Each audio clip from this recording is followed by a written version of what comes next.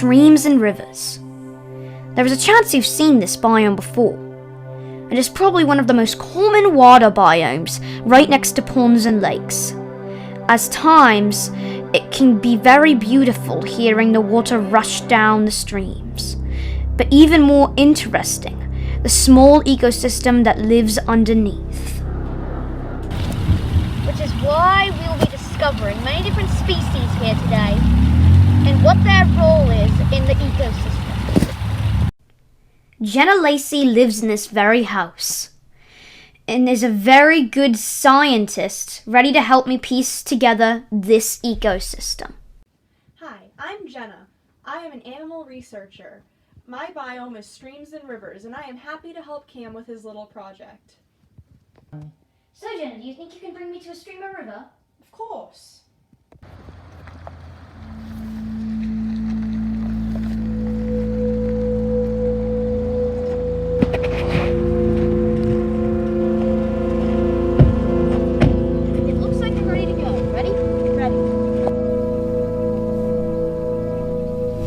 The climate of this region varies every season. For example, in the summer, it is usually from 65 to 70 degrees. This is just an average though. Really, this biome can be located anywhere in the world, so the temperature really varies. As you can see, the normal landforms here are rivers, streams, creeks, and brooks. Well, Cam, I guess we should find those biotic factories like you wanted. I like that idea. As you can see, we are looking around for animals in this ecosystem. It is best to start with producers, which we found 2 of. Phytoplankton and periphyton. We decided to make a food chain to keep track of our findings and put them at the bottom. Next we have consumers, which we found way more of. Snails, insects, and fish are just a few examples of habits. Some like to eat producers, and some like to eat each other. Let's put the organisms in the middle. The final are decomposers. Decomposers are microscopic, so we won't get to see those unless we brought microscopes. Here are some pictures though. Bacteria and fungi are the ones you will most likely see here. We put our decomposers on the top because they break down consumers' dead bodies for food. With our food chain done, we both went home, but I wasn't ready to give up just yet.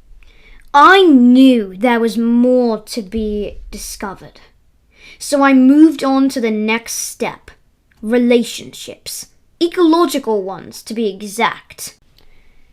2 examples are bass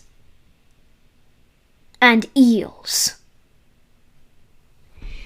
and snails and decayed organisms. All of these are predator-prey relationships, where we see a consumer eating another consumer. But there are more relationships, like competitive. Sometimes animals have to fight with each other to get resources.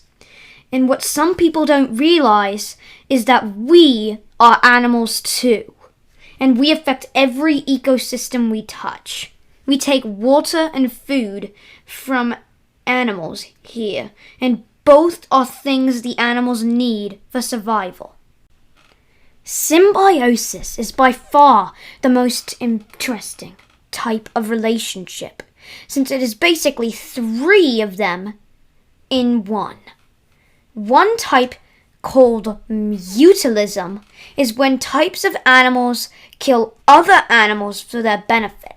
One example: the lampreys attach themselves to the trout and suck their guts out until there is none left. There is one more thing I wanted to find. That is the keystone species. For rivers, beavers are surprisingly the keystone species. They are the most important in some cases. Swans and cuckoos are just two organisms that depend on beavers. Beavers' wood contraptions make shade for cuckoos and make perfect spots for swan nests. We humans have another impact, and that is power stations.